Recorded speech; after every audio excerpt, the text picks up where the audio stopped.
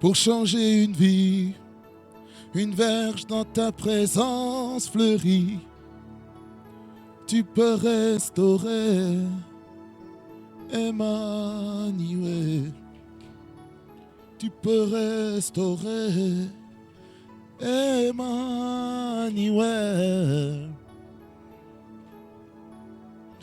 Emmanuel.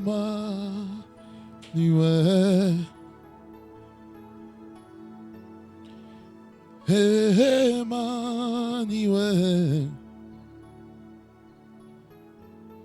Une heure dans ta présence suffit pour changer une vie. Une verge dans ta présence fleurit. Tu peux restaurer, Emmanuel. Tu peux transformer, Emmanuel. Kalala rabaso krostabababa. Et kababababaskata brastege. Katayada krasto. Kinarako sobratakaya. Alléluia, Seigneur, nous te bénissons. Nous te rendons grâce pour ta souveraineté, ta majesté. Le Dieu des esprits des prophètes. Le Dieu fidèle. Le Dieu qui ne change pas. La manne cachée, c'est toi. Tu es Dieu, ton règne n'a point de fin. Comment ne pas tous les te bénir, te célébrer? Toi, le Dieu qui nous permet d'être dans ta présence encore en ce moment. Car c'est une grâce, Seigneur, que tu nous donnes, Seigneur, de vivre, de respirer. Merci pour ta souveraineté, ta majesté. Tu es Dieu, ton règne n'a point de fin. Et je déclare, Seigneur, que Jésus est Seigneur, à la gloire, le Dieu le Père. Voilà pourquoi, Seigneur, en ce moment, je remets le temps de la parole entre tes mains. Viens, Seigneur, sanctifie-la, purifie-la, afin que le cœur de chacun, Seigneur, soit bouleversé encore une fois. Car, Seigneur, sans ton aide, Seigneur, nous ne pouvons pas aller de l'avant. Au nom puissant de Jésus-Christ, que j'ai ainsi prié. Amen, amen, amen, amen, amen, amen, amen, amen, amen, amen, amen, amen, amen, à chacun et chacune. Shalom, shalom, frères et sœurs. Vous êtes sur Rema Fréquency TV, le réseau de la gloire de Dieu. Une structure, une plateforme que le Seigneur a mise dans mon cœur depuis le Covid, sous l'inspiration d'un frère qui était en train de faire des TikTok, qui faisait des TikTok durant le Covid de 1 minute, de 15 secondes, pour que le message soit percutant. C'est ça qui a déclenché le ministère de l'évangélisation sur les réseaux sociaux. Parce que à chaque situation, à chaque circonstance, Dieu peut placer quelqu'un qui commence une œuvre avant toi pour faire des choses nouvelles. Voilà pourquoi, bien-aimé dans le Seigneur, il ne faut jamais négliger, mépriser qui que ce soit. Jamais mépriser un pionnier qui a commencé une œuvre, qui a commencé quelque chose avant vous. C'est pourquoi il faut toujours être reconnaissant. C'est ça le plus important en tant qu'enfant de Dieu.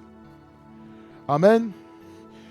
Nous allons lire la parole, on fait une relecture de 2 textes que nous n'avons pas pu tout toucher la dernière fois parce que le Saint-Esprit nous a conduits dans une dimension évangélique afin de faire sortir plusieurs personnes du jugement de Dieu. Alors nous lisons Romains 1er, 18 à 32, ensuite Romains 2, 1er à 16. Longue lecture qui est nécessaire et qui est salutaire. Voici ce que la parole de Dieu dit. La colère de Dieu se révèle du ciel contre toute impiété et toute injustice des hommes qui retiennent injustement la vérité captive. Car ce qu'on peut connaître de Dieu est manifeste pour eux. Dieu leur ayant fait connaître, en effet, les perfections invisibles de Dieu, sa puissance éternelle et sa divinité se voient comme à l'œil nu depuis la création du monde quand on les considère dans ses ouvrages. Ils sont donc inexcusables, car ayant connu Dieu, ils ne l'ont point glorifié comme Dieu et ne lui ont point rendu grâce. Mais ils se sont égarés dans leurs pensées et leur cœur sans intelligence a été plongé dans les ténèbres. Se vantant d'être sages, ils sont devenus fous et ils ont changé la gloire du Dieu incorruptible en image représentant l'homme corruptible, des oiseaux, des quadrupèdes et des reptiles. C'est pourquoi Dieu les a livrés à l'impureté selon les convoitises de leur cœur. Ainsi, ils déshonorent eux-mêmes leur propre corps. Eux qui ont changé la vérité de Dieu en mensonge et qui ont adoré et servi la créature au lieu du Créateur qui est béni éternellement. Amen. C'est pourquoi Dieu les a livrés à des passions infâmes, car leurs femmes ont changé l'usage naturel en celui qui est contre nature. Et de même, les hommes abandonnent l'usage naturel de la femme, se sont enflammés dans leurs désirs les uns pour les autres, commettant homme avec homme des choses infâmes et recevant en eux-mêmes le salaire que mérite leur égarement. Comme ils ne se sont pas souciés de connaître Dieu, Dieu les a livrés à leurs pensées réprouvées pour commettre des choses indignes. Étant remplis de toute espèce d'injustice, de méchanceté, de cupidité, de malice, plein d'envie, de meurtre, de querelle, de ruse, de malignité, de rapporteurs, médisants, impies, arrogants, hautains, fanfarons, ingénieux au mal, rebelles à leurs parents, dépourvus d'intelligence, de loyauté, d'affection naturelle, de miséricorde, et bien qu'ils connaissent le jugement de Dieu, déclarant dignes de mort ceux qui commettent de telles choses, non seulement ils les font, mais encore ils approuvent ceux qui les font. Romains 2, 1 jusqu'à 16. Ô homme, qui que tu sois, toi qui juges, tu es donc inexcusable. Car en jugeant les autres, tu te condamnes toi-même, puisque toi, tu juges, tu fais les mêmes choses. Nous savons en effet que le jugement de Dieu contre ceux qui commettent de telles choses est selon la vérité. Et penses-tu, ô homme qui juge ceux qui commettent de telles choses et qui les fait, que tu échapperas au jugement de Dieu? Ou méprises-tu les richesses de sa bonté, de sa patience et de sa longanimité, ne reconnaissant pas que la bonté de Dieu te pousse à la repentance? Mais par ton endurcissement et par ton cœur impénitent, tu t'amasses un trésor de colère pour le jour de la colère et de la manifestation du juste jugement de Dieu, qui rendra à chacun selon ses œuvres. Il réserve la vie éternelle à ceux qui, par la persévérance à bien faire, cherchent l'honneur, la gloire et l'immortalité. Mais l'irritation et la colère à ceux qui, par esprit de dispute, sont rebelles à la vérité et obéissent à l'injustice. Tribulation et angoisse sur toute âme d'homme qui fait le mal, sur les Juifs premièrement, puis sur les Grecs. Gloire, honneur et paix pour quiconque fait le bien, pour le Juif premièrement et puis pour le Grec. Car devant Dieu, il n'y a point de favoritisme. Tous ceux qui ont péché sans la loi périront aussi sans la loi. Et tous ceux qui ont péché avec la loi seront jugés par la loi. Ce ne sont pas en effet ceux qui écoutent la loi qui sont justes devant Dieu, mais ce sont ceux qui la mettent en pratique qui seront justifiés. Quand les païens qui n'ont point la loi font naturellement ce que prescrit la loi, ils sont eux qui n'ont point la loi, une loi pour eux-mêmes. Ils montrent que l'œuvre de la loi est écrite dans leur cœur, leur conscience en rendant témoignage, et leurs pensées s'accusant ou se défendant tour à tour. C'est ce qui paraîtra au jour selon mon évangile. Dieu jugera par Jésus-Christ les actions secrètes des hommes. Amen. Acclamons le roi des rois tous ensemble. Bien-aimés Seigneur, nous sommes dans la continuité du message intitulé Les jugements de Dieu dans Romains. On a pu bâtir déjà le fondement en introduisant la thématique, que je ne vais pas y retourner. Je vais vous laisser revoir le message précédent.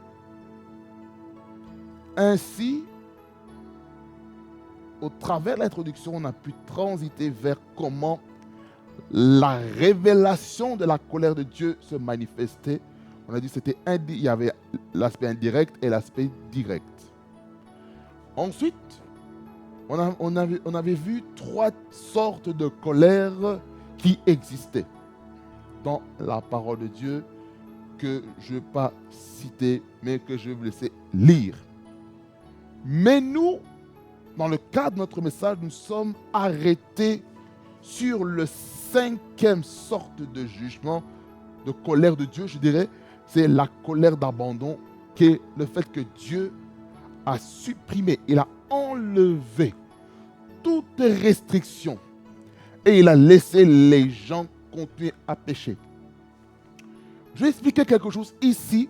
Certes, on a lu les textes Psaume 81, versets 12 et 13, Proverbe 1, verset 23 à 31 et Osée 4, verset 17.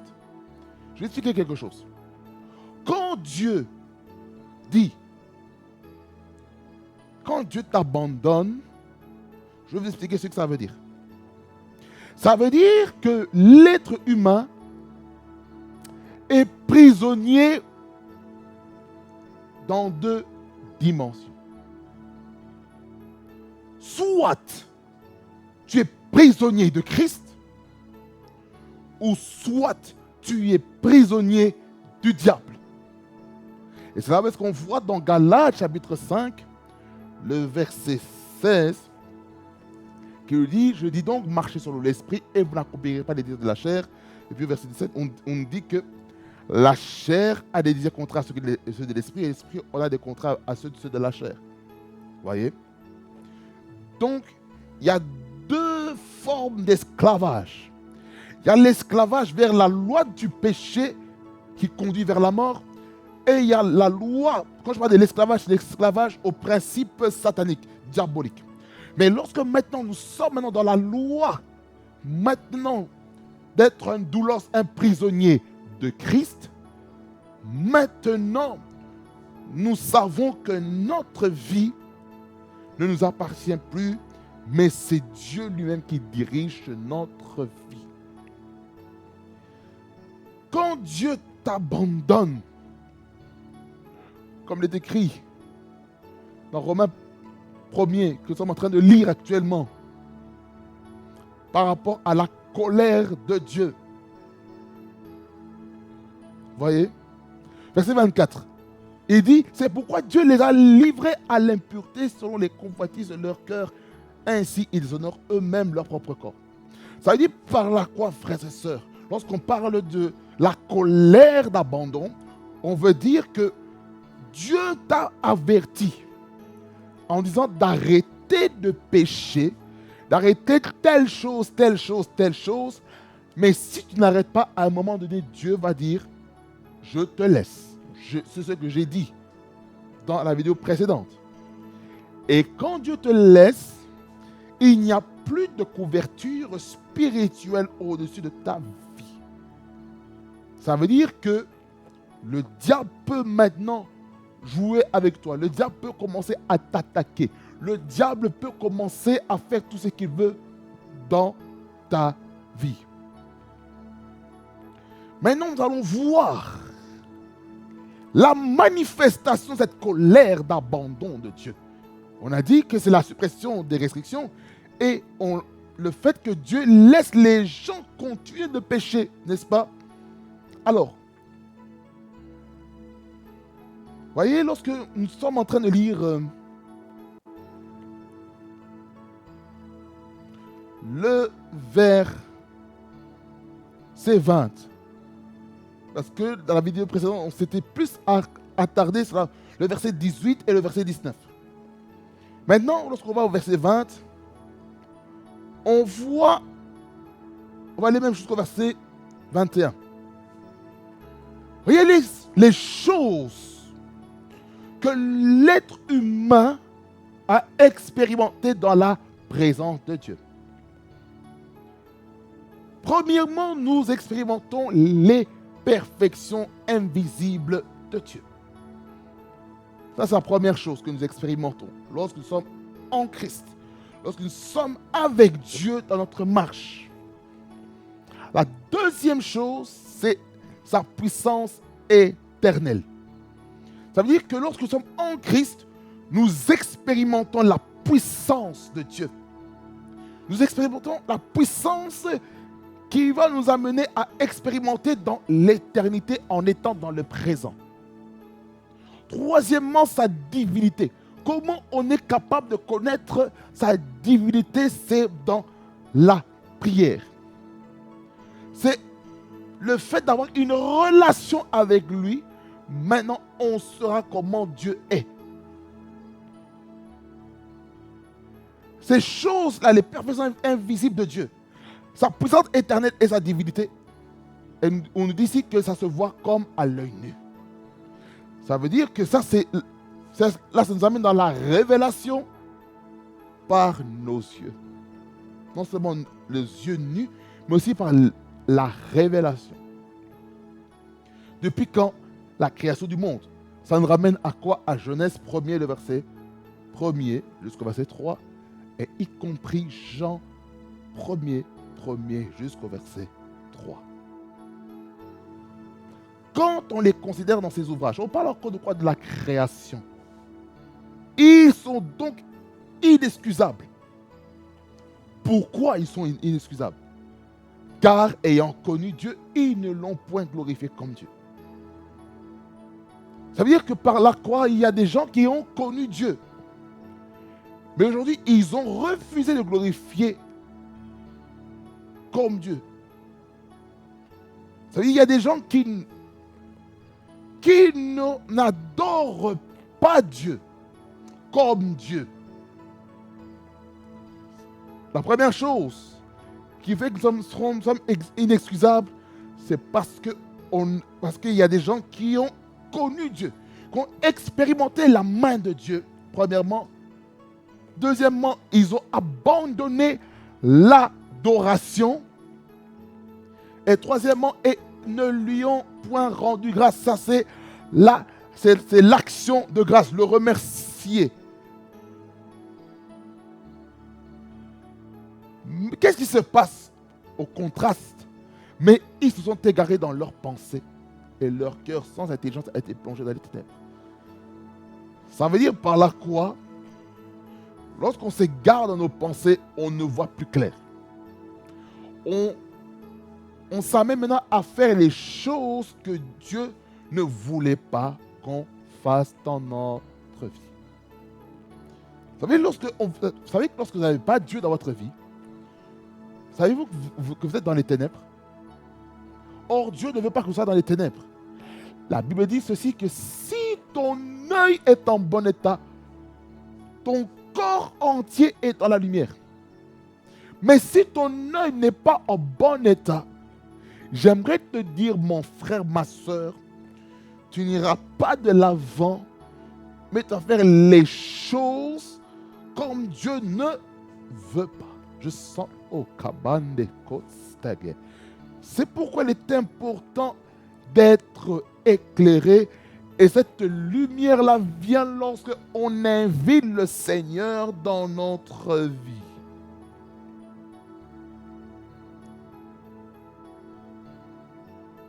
C'est pourquoi nous devons bannir les ténèbres dans notre intelligence. C'est-à-dire que lorsqu'on est en Christ, on doit être intelligent.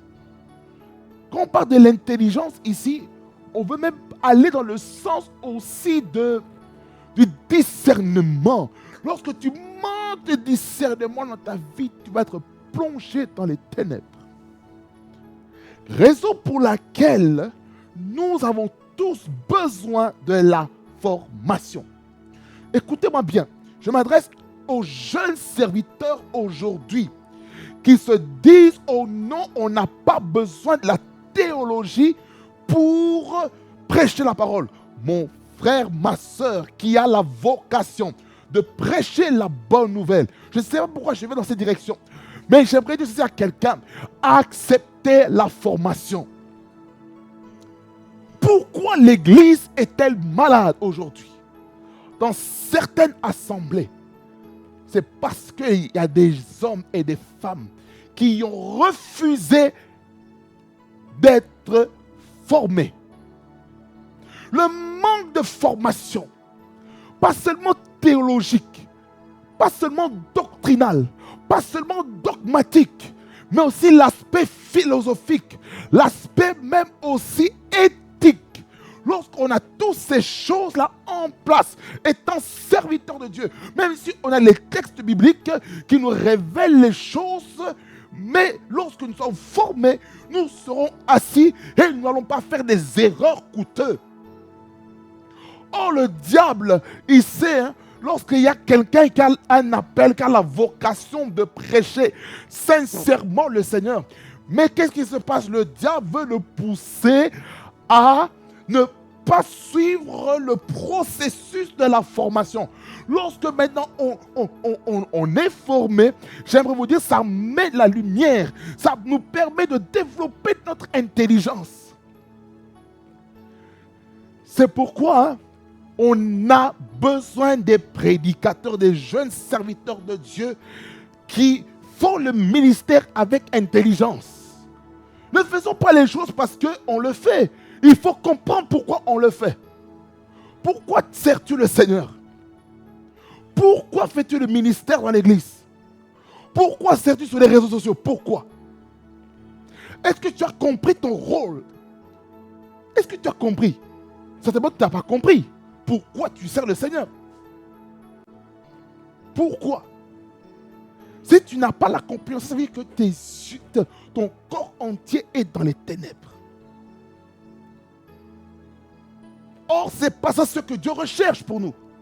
Dieu ne veut pas qu'on soit des personnes qui n'ont pas la formation. Dieu veut qu'il y ait des serviteurs et des servantes de Dieu qui ont un esprit de discernement. Écoutez-moi bien, pourquoi je parle de discernement? Parce que le manque de discernement va amener beaucoup de séduction doctrinaux. Je viendrai cela au prochain numéro pour parler sur comment se préserver de la séduction doctrinale. Comment il faut faire? Quelle est notre attitude? Je vais vous montrer ça dans la parole. Ça va dans le sens des signes des temps de la fin. On doit se préparer. Il faut qu'il y ait des parfums spirituels qui s'appellent le quoi? C'est se protéger des fausses doctrines. Les fausses doctrines ont pour but de détruire, de perturber même l'intelligence de l'homme. Parce qu'il y a des gens, pour prier pour la purification de ta vie, tu vas prendre du coca et tu vas mettre ça sous ta tête et tu crois que c'est le Seigneur qui t'a conduit. Foutaise. Foutaise.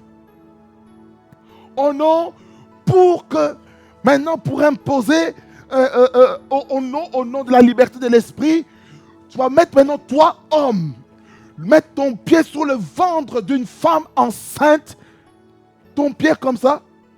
Mon bien-aimé, tu auras des comptes à rendre à Dieu. Et j'aimerais dire à toute personne qui met l'église dans des fausses églises. Là, je parle maintenant sous l'onction apostolique et prophétique. Toute personne, même épiscopale, toute personne qui met l'église, qui met les pieds dans des fausses églises, qui les mène dans les erreurs, je le dis vraiment à haute voix, quittez ces églises. Quittez. Il faut quitter. Si vous ne quittez pas, il y a un jugement qui vient. Comment oh Seigneur, comment vous vous êtes laissé tromper, séduire? Nous n'avons plus le temps. Le diable sait qu'il n'a plus le temps. Le diable, il le sait. Chez les brocos, Sadabakanda. Le diable sait qu'il n'a plus beaucoup de temps. Et qu'est-ce qu'il fait? Le diable fait tout pour semer le chaos dans la vie de plusieurs. Le diable fait tout pour qu'on ne puisse plus voir l'infinie grandeur de la puissance de Dieu. Le diable fait tout pour aveugler l'intelligence afin de ne pas discerner la voix de Dieu. Le Seigneur, en ces temps de la fin, a besoin des chrétiens qui vont marcher dans une dimension de discernement. J'insiste sur le discernement. Le manque de discernement détruit l'Église. C'est comme ça que dans Ephésiens 4, le verset 14, parmi les rôles des serviteurs de Dieu, c'est d'amener l'Église à ne pas être flottant et emporté par tout vent de doctrine. En d'autres termes, Dieu veut une stabilité doctrinale, une stabilité théologique, une stabilité spirituelle. Aujourd'hui, parce que il y a tel prophète, tel évangéliste, apôtre, docteur, pasteur, évêque qui vient dans ta ville, et puis tu dis, oh, il est là, tu cours. Tu as couru, oh non, l'évangéliste Bénihin, il est là, on y va. Après, oh, il y a qui? Il y a le pasteur Christ, il y a qui le met. Oh, je vais y aller. Après ça, tu vas aller qui? Chez l'apôtre Docams Williams, Bishop, tu vas aller là. Oh, Bishop Doug Howard Mills, il est là. Tu vas courir. Mon frère, ma soeur, tu n'as plus le temps. Concentre-toi dans l'assemblée.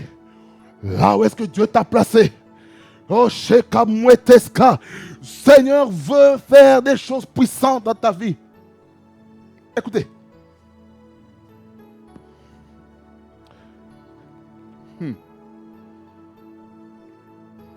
C'est important d'avoir des discernements. Écoutez. Quelle est cette conséquence du jugement de Dieu, cette colère de Dieu quand Dieu t'abandonne? Le verset 22, il nous dit, se vantant d'être sages, ils sont devenus fous. C'est-à-dire, par là quoi tu crois que tu es devenu sage. Hein? En réalité, tu es en train de manifester ta folie. Il y a des gens qui manifestent leur folie sur les réseaux sociaux. Il y a des gens qui manifestent leur folie au niveau de la prédication. Il y a des gens qui manifestent leur folie en dénonçant les serviteurs de Dieu. Non, c'est pas sage du tout. Et qu'est-ce qui se passe? Verset 23. Et ils ont changé la gloire de Dieu incorruptible en image représentant l'homme corruptible, des oiseaux, des quadrupèdes et des reptiles. Ça veut dire, il y a des gens qui ont abandonné Dieu pour des hommes corruptibles. En d'autres termes, qu'est-ce qui se passe lorsque Dieu t'abandonne? Maintenant, tu deviens un idolâtre des hommes. Bien-aimés, en ce temps de la fin, ne soyons pas des idolâtres des hommes et des femmes. Que ce soit par le système de la dadification ou de la momification. Non. Il ne doit pas avoir dans l'Église l'idolâtrie sous toutes ses formes. C'est pourquoi, verset 24, Dieu les a livrés à l'impureté. Les conséquences de cela, que le fait que Dieu t'abandonne, c'est-à-dire que Dieu t'abandonne, il te livre maintenant dans la prison de l'impureté. L'impudicité débauche. Selon les convoitises de leur cœur. Ça veut dire maintenant, tu n'es plus conduit selon l'esprit. Maintenant, tu marches selon les désirs de la chair. Lorsque maintenant quelqu'un marche selon les désirs de la chair, J'aimerais vous dire, surtout quand Dieu abandonne la personne, c'est grave.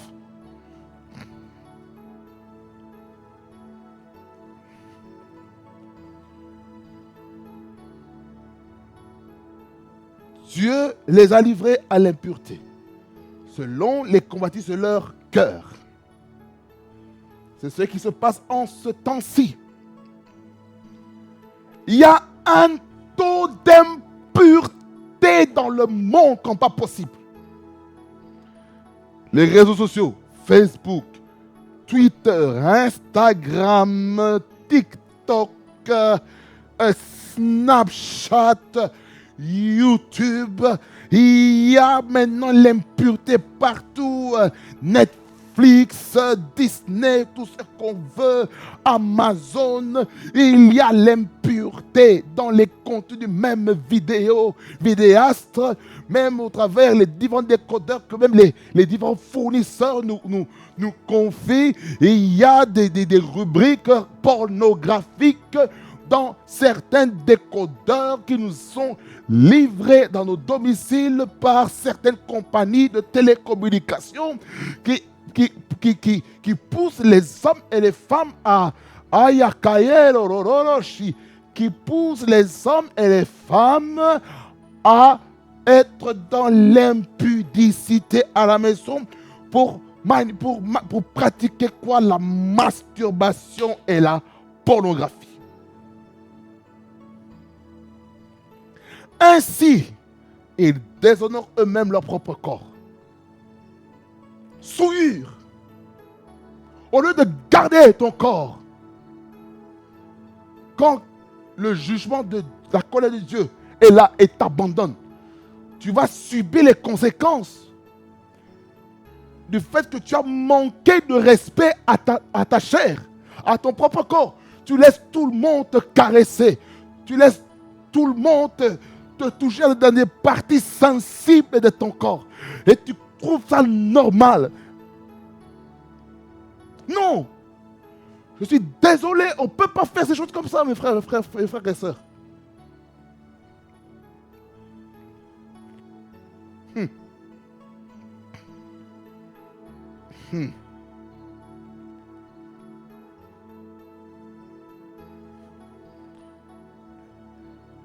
Quelles sont encore les autres conséquences de l'abandon de Dieu lorsque quelqu'un demeure dans le péché? Qu'est-ce qui se passe? Verset 25.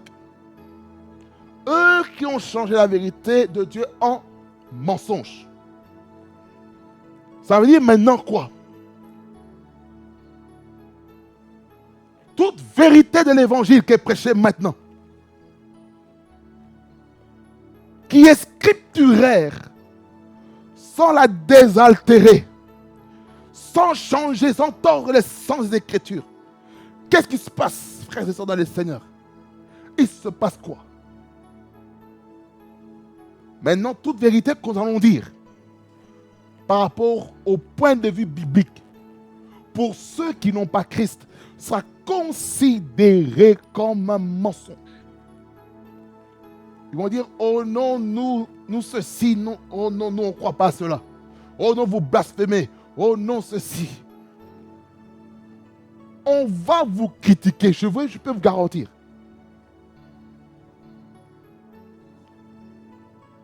Ça veut dire que le mensonge va se libérer de plus en plus. C'est pour ça. Lorsque quelqu'un ment, il doit se repentir afin de ne pas changer la vérité de Dieu en mensonge. Comment la vérité de Dieu, c'est la vérité des Écritures. Et qui ont adoré et servi la créature au lieu du Créateur. Ça veut dire par là quoi? C'est le culte de la personnalité. Le culte adressé aux hommes. Les superstars. Dans les églises, ça peut être sous le nom de la culture de l'honneur. Il faut honorer les hommes de Dieu. Il faut honorer les serviteurs et les servantes de Dieu. Ça, je ne suis pas contre. Mais quand c'est fait à outrance, j'aimerais vous dire, c'est grave.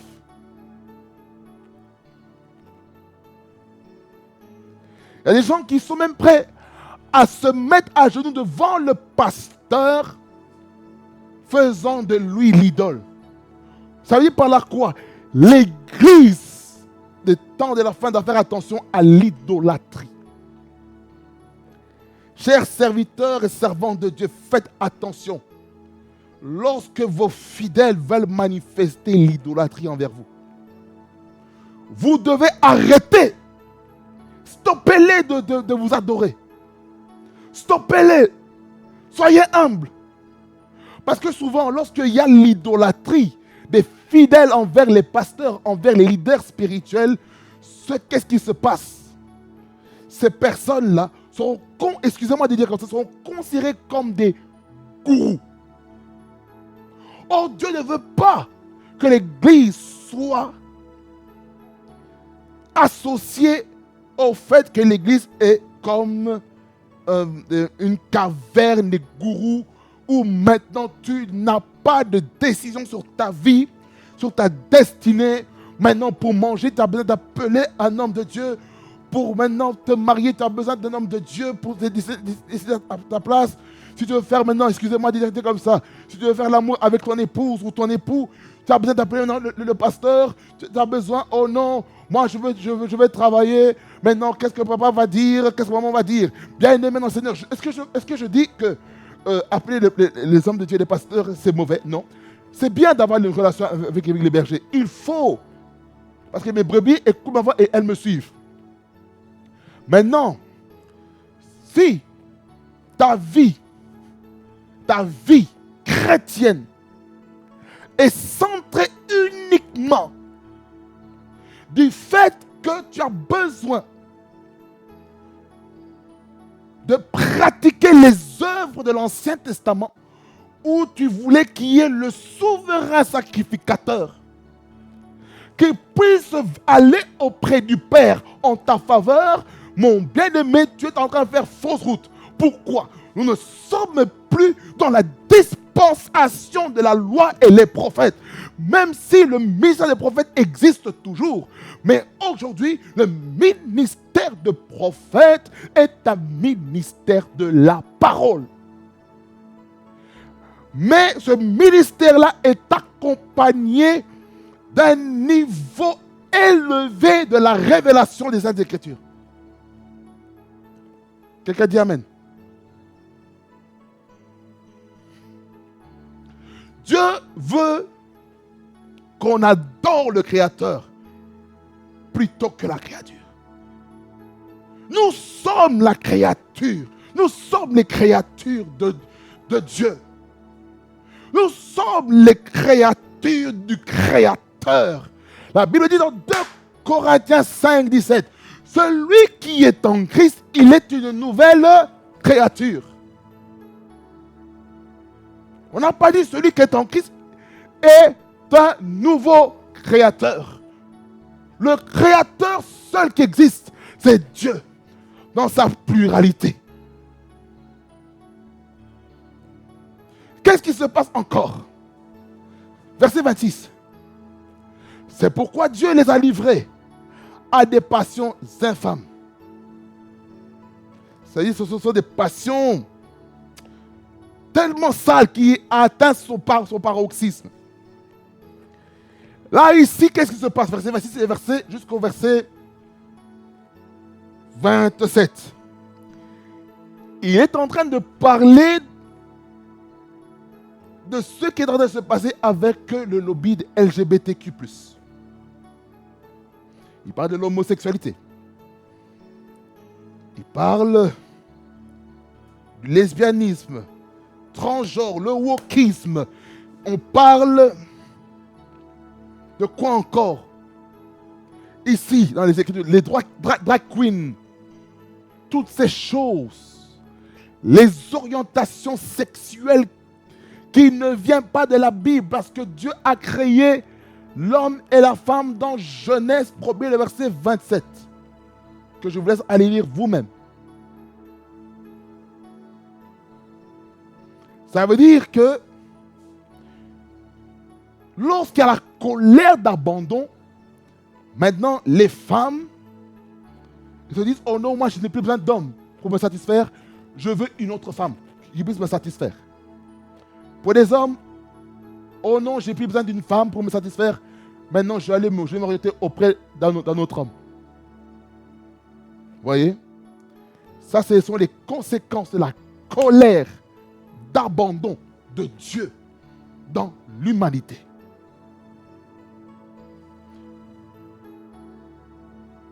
Le verset 28, il dit, comme ils ne se sont pas souciés de connaître Dieu, Dieu les a livrés à leur sens réprouvé pour commettre des choses indignes. Ça veut dire par là quoi? Ça veut dire que Dieu, il te laisse faire des choses que lui n'approuve pas.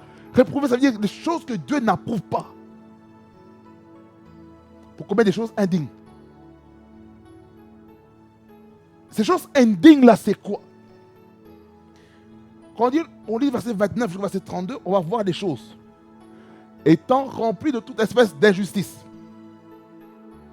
C'est-à-dire lorsque Dieu te livre à toi-même et que tu n'obéis plus à la parole de Dieu et que Dieu te laisse comme ça, maintenant tu vas commencer à pratiquer l'injustice. Première chose. Deuxième chose, tu vas devenir méchant. La méchanceté aujourd'hui est en train d'augmenter à un degré élevé. Troisièmement, la cupidité. Il y a des gens maintenant, excusez-moi de dire comme ça, pour certains ministères prophétiques. Je ne critique pas les prophètes. Tenez-moi rigueur. Il y a des gens, ils savent qu'ils n'ont pas de ressources financières. Pour se faire de l'argent, ils veulent se cacher sur le nom de Dieu m'a dit que tu puisses donner un sacrifice qui va te faire mal. N'est-ce pas? Sacrifice, bâtir des hôtels, renverser des hôtels. N'est-ce pas? Certes, c'est une réalité. Si maintenant on regarde les choses sous un œil de l'Ancien Testament, on va finir par tuer les boucs, les holocaustes, etc., etc. Au nom de la prophétie, on veut se faire de l'argent. Écoutez-moi bien, serviteur de Dieu, on ne fait pas le ministère pour l'argent. La cupidité, il y a des gens qui veulent entreprendre des relations amoureuses qui sont fausses, qui sont remplies d'intérêt, afin que lorsque, par exemple, il y a un divorce, maintenant, si maintenant le mari est propriétaire de la maison, maintenant on va vendre la maison, l'homme 50%, la femme 50%. C'est ça ce que vous voulez? Cupidité. Ça veut dire qu'il y a des personnes qui ne sont pas vraies dans les relations. De malice. Quatrièmement, plein d'envie. Aujourd'hui, il y a des gens qui envient les gens. On envie les ministères, on envie les grâces, on envie l'onction, on envie l'impact, on envie l'étoile, on envie l'éclat de l'étoile de la personne, on envie les dons, on envie les capacités, on envie les talents. Et ces choses-là amènent des blocages. L'envie, même l'envie sexuelle, ces choses comme ça. Plein d'envie. Qu'est-ce qu'il y a encore aujourd'hui? Le meurtre. Regardez comment le meurtre est en train de se répandre comme pas possible dans le monde. Que ce soit aux États-Unis d'Amérique, particulièrement, ou un chrétien au campus de l'université d'Utah a été assassiné parce qu'il est en train de prêcher l'évangile, il est en train de faire l'apologétique de la foi chrétienne. Il a été tué sous prétexte qu'il était un soutien, un partisan du parti des Républicains qui est dirigé actuellement par le 45e et le 47e président des États-Unis. Vous voyez? Christian Kirk, pour être précis. Il est mort comme un martyr. Voyez, on nous parle d'Étienne. On nous parle d'Étienne qui est mort comme martyr. Il a été reçu auprès de Jésus, auprès du Père, parce qu'il a prêché l'évangile, on l'a lapidé, et il s'est endormi, et il est parti rejoindre le Seigneur. Et ce jeune homme, il avait 31 ans, pratiquement le même âge que moi. Et il est parti rejoindre le Seigneur. Pour qu'un arbre puisse porter du fruit, il faut que la semence tombe en terre et qu'elle meure. Vous savez, il y a des personnes qui meurent comme des offrandes, comme des sacrifices pour amener un vent nouveau des revivalistes dans les nations. Quand je parle du meurtre, regardez ce qui se passe en Europe. Afrique, n'en parlons même pas. Amérique latine, Amérique du Sud, Asie, Océanie, Moyen-Orient.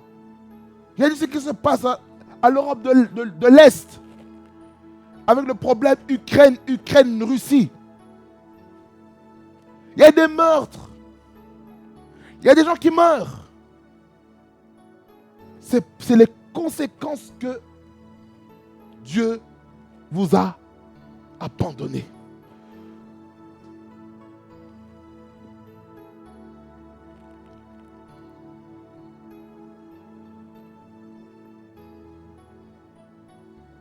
De querelles, des disputes. Regardez comment les disputes sont en train de se multiplier aujourd'hui. Beaucoup de disputes dans le monde. Qu'est-ce qu'il y a encore? Les ruses. Les ruses. La ruse, ça veut dire qu'il y a des plans machiavéliques, des conjurations de l'ennemi, dans le but de détruire les vies. Malignité, c'est quoi?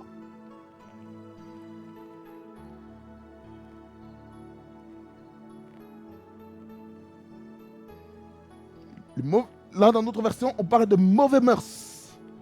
La perversité.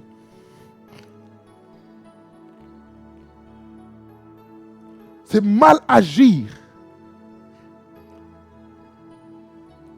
Donc, ils agissent comme le diable. Verset 30, rapporteur. Ça veut dire qu'il y a des gens qui se balancent. Ça veut dire délation. Autant qu'au Covid, il y a eu pas mal de délations.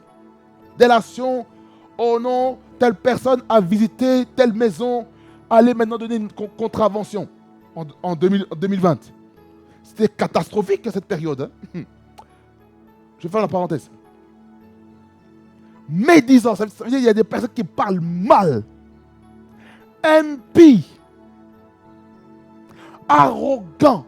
Regardez comment les gens deviennent arrogants dans leur comportement, dans leur caractère.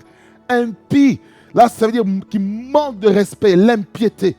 Manque de respect au culte. Ça veut dire qu'ils manquent de respect au sacré. Hautain. Ça veut dire que ce sont des personnes qui se croient supérieures aux autres. Fanfaron, ingénieux au mal, ça veut dire qu'il y a des personnes qui sont spécialisées à faire du mal.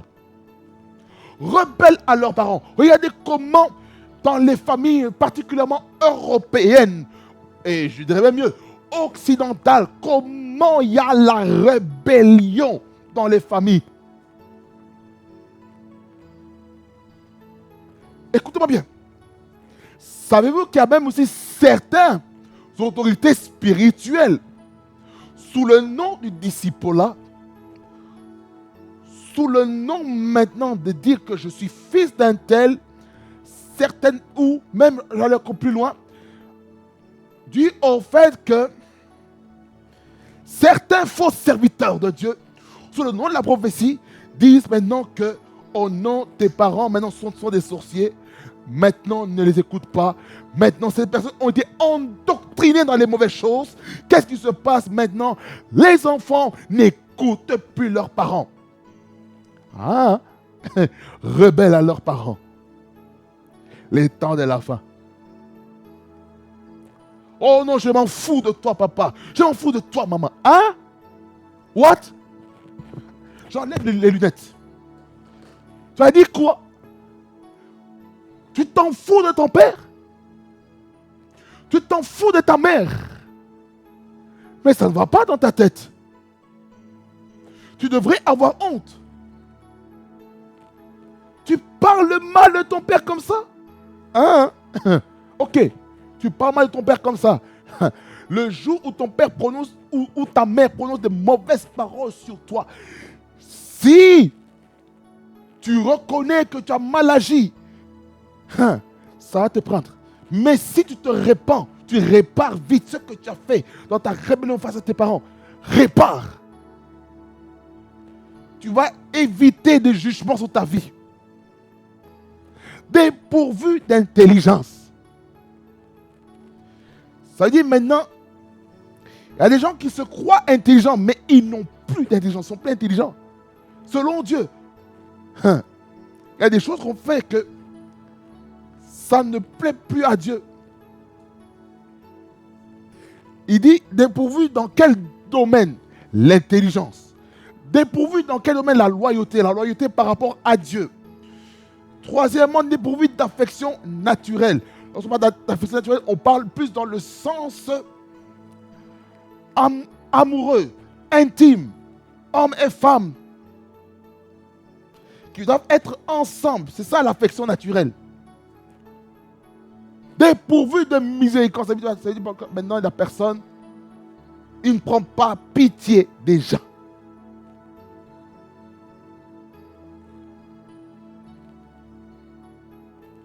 Verset 32, il dit, eh bien qu'ils connaissent le jugement de Dieu, déclarant dignes de mort ceux qui commettent de telles choses. Non seulement ils le feront, mais encore ils approuvent ceux qui les font. Amen. En fait, le jugement de Dieu, là, pour ceux qui ne croient pas au Seigneur Jésus, ça va les amener à la mort. À l'épisode précédent, je vous ai parlé des remèdes. Mais là, si je vous parle maintenant des conséquences, lorsqu'on demeure sur le péché, lorsqu'on demeure dans les choses que Dieu nous a interdites, voilà ce qui se passe. Dieu te laisse à toi-même. C'est pour ça que lorsqu'on voit Proverbe 1er, verset 23 à 31, on voit ce qui se passe lorsqu'on rejette la sagesse.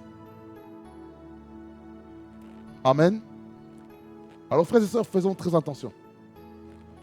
Faisons très attention à ça. Faisons très attention. Mais aux personnes religieuses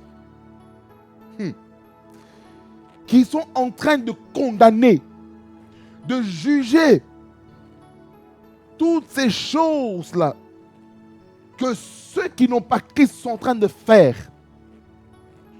je vous attends au 3e numéro de ce thème. On se verra au prochain numéro pour parler de Romains 2, verset 1 à 16. Là maintenant, c'est le jugement maintenant dans la maison de Dieu. Le jugement dans la maison de Dieu. Je vais vous montrer ça au prochain numéro. Que le Seigneur vous bénisse abondamment, fasse beaucoup du bien. Amen. Seigneur Jésus-Christ, merci pour ta parole qui est la vérité, qui fait réfléchir. Seigneur, il y a des gens peut-être qui suivent cette chaîne YouTube. Peut-être ils se sont peut-être mal comportés, peut-être ils ont décidé peut-être de marcher comme ils voulaient. Seigneur, de leur part, étant ton serviteur, je te demande pardon pour toutes les personnes qui ne te connaissent pas, qui ont marché dans des choses qu'il ne fallait pas. Même si Jésus-Christ nous a donné, Seigneur, le choix entre la bénédiction et la malédiction, la vie et la mort. Mais Seigneur, tu nous as conseillé de choisir la vie afin de vivre longtemps. Seigneur Jésus-Christ, mon Dieu, mon roi, aide à celui qui ne te connaît pas à réformer ses voies et revenir sur le chemin divin, le chemin de Christ. Qui se répandent sincèrement avec un cœur repentant. Au nom de Jésus-Christ, de Nazareth, Seigneur, merci Seigneur parce que tu le fais. Au nom de Jésus, que j'ai ainsi prié. Amen. Amen, frères et sœurs dans le Seigneur. Que ça vous bénisse abondamment, fasse pour vous du bien. Nous restons ensemble dans la parole parce que Dieu a des choses à nous dire en ces temps de la fin. Soyez bénis au nom de Jésus-Christ. On se voit pour notre troisième volet, les jugements de Dieu dans Romains. Cette fois-ci, nous allons aller dans Romains 2, verset 1er jusqu'au verset 16. Réma Frequency TV, le réseau de la gloire de Dieu. Soyez bénis au nom de Jésus-Christ parce que le Seigneur est avec nous en tout temps et en toutes circonstances. Amen. Soyez bénis.